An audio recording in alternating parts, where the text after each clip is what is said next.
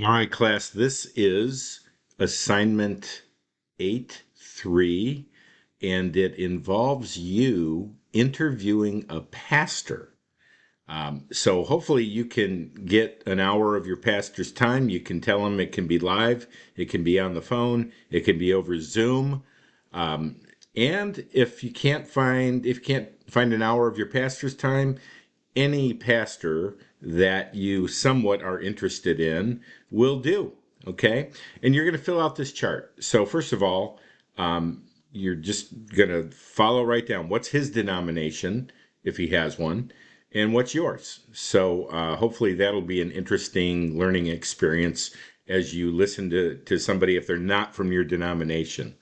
Then here's the interesting question. What is the process you use to build your sermon from biblical text to final sermon? So you first of all you want to find a pastor that actually studies the text.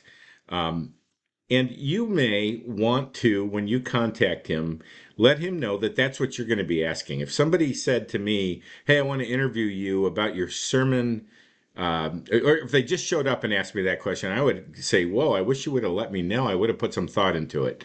So if you do it through email or whatever on the phone, just let him know that that's the main thing you're going to be asking. What is his process? All right. How has your process in creating your sermon changed over the years? I mean, hopefully they're not just doing the same old thing.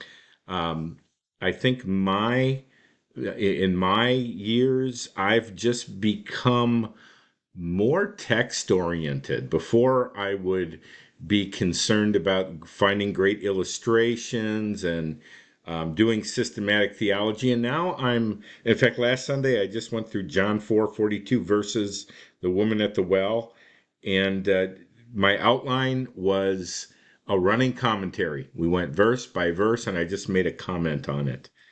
All right, what are some of the characteristics of your congregation that you keep in mind when applying the Bible to their lives? So that's a great question. Are they an older group? So I do a senior citizen group.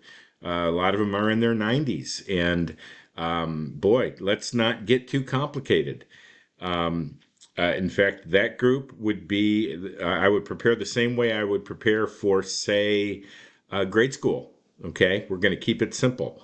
Now, at church, we have two congregations combined into one, and we have everybody from junior high kids in the congregation up to, well, we just lost a guy who was 100 years old. So I have a wide, diverse group. Some of them very deep thinkers, others brand new to Christianity. So I do run my thought process. I say, what would Barb get out of this? How am I going to feed Bob?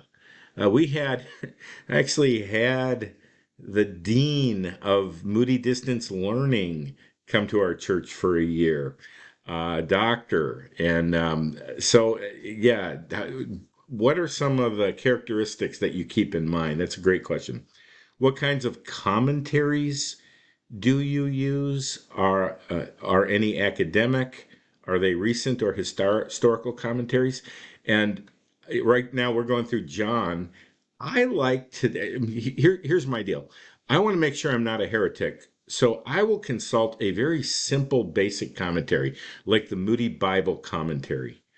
And I just want to make sure I'm in the ballpark of orthodoxy and I'm not a heretic.